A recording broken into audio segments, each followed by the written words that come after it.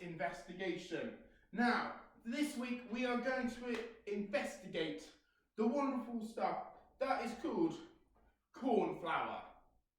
Now, cornflour is an ingredient used in gravies, sauces, that helps thicken up the mixture. However, I've never used it in my life for cooking. Never. However, what I have used it for is pure sensory delight when you mix cornflour and water. Because when you mix those two together, it creates a mixture that can't quite make up its mind whether it's solid or liquid. And I'm going to show you exactly what I mean.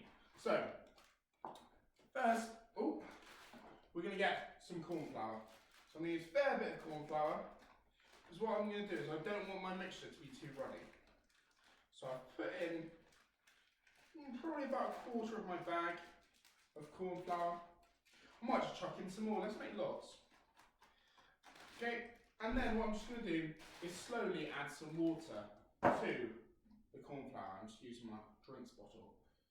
So, a fair bit of water. And I'm just going to mix up in my lovely, delicate pink bowl. So, I've started to mix and I can already tell I haven't used enough water because some of the water, it's just formed little rocks of cornflour paste. So, I'm going to add a little bit more. Give that, so just adding little bits at a time because I really, really don't want to make this runny, but at the same time, it's still starting to work, and I can start to see in here what the liquid and the solid the change in consistency is working, but it's still still not fully mixed in. It's still quite powdery. So add a tiny drop more water. I think that's probably going to be enough. In a previous school, I used to do this, and I used to always get told off for adding far too much water. And I always made the mixture far too runny, and then we'd run out of cornflour, and it'd be an absolute nightmare, and it would all be my fault, which is fairly unsurprising, but I'm going to try and do it properly today, try and work my magic. So it is, I think we need a dash more water. I'm very scared about adding this in, because I feel like, there you go, I'm just going to add that much in. So, try and get closer, so we can see what's happening.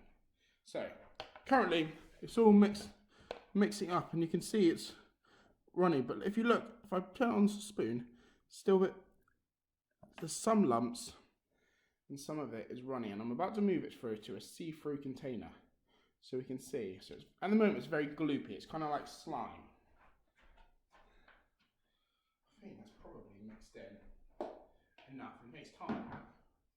Let's come and bring you closer. So, we've now got our cornflour mixture, and it's nice and runny. I'm going to show you how runny this is.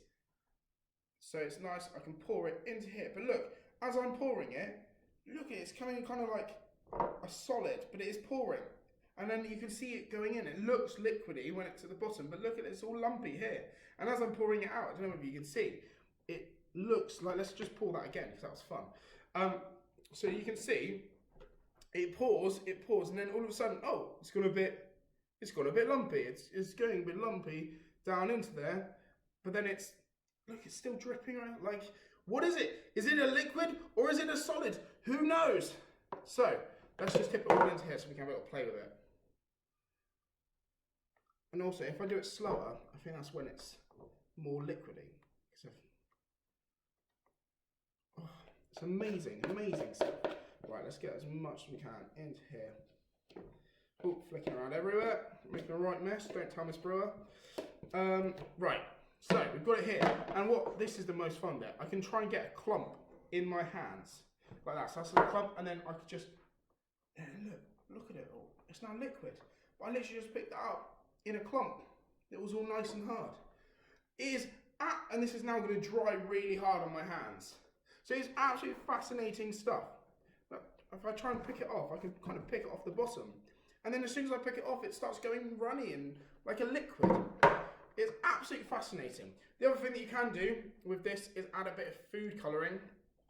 Sometimes you might need to add a bit of extra corn flour if you're going to add another liquid to it because you don't want it to be runny. And then, if I give that a bit of a mix around, just use my hand, try and mix it up. Oh. And then you can make slime and it looks like bogies, which is just completely wonderful. Oh. So there we go. I've had my little play with cornflour, now it's your turn. Like I said, this is literally just cornflour. You can buy it at most supermarkets. And it's pretty cheap as well. So it's literally cornflour and water. So have a go, and yeah, maybe you could take some pictures, show me you playing with some cornflour mixture, and I'll share them on the website. Now, as an extension to this cornflour, just messing around with cornflour, investigating what's like, whether it's liquid or solid, I want you to have a go at trying to think about why it is like it is. Why does it? Why can it not quite make up its mind of whether it's a liquid or a solid? Now, it could be something to do with maybe, obviously, my body has got a higher temperature than the air, normal room temperature. So maybe it's something to do with temperature. Maybe something about being out in the air. Maybe it's reacting with the air. Like, I've had a little look, and it's cool. But I want you to have a little think about what it could be. What could be the reason that it can't quite make up its mind whether it's a liquid or solid. Have a little think about that, and then at the bottom of this, on the comments, I have put in 2 links to first the Guardian website and a BBC News website that kind of explains why it happens. Now the Guardian one doesn't really go into that much detail, but it's a lot better for kids. And then the BBC one does go into a bit more detail about the science behind it all, but it's a little bit more grown up. So it's up to you which one you want to choose, or whether you want to take a look at both. But yeah, have a little look. But first, have a little think. What could it be? Try and use your scientific brains. Have a little investigation in your head. Look, what could it be? And then also think about how could we test it out? How could we test out if it was different temperatures? If you come up with anything, do let me know. And if you, like I said, if you do have a go, do take some pictures and I'll share them on the website. Until next time, I shall see you all later. I'm going to go and have a bit more of a play.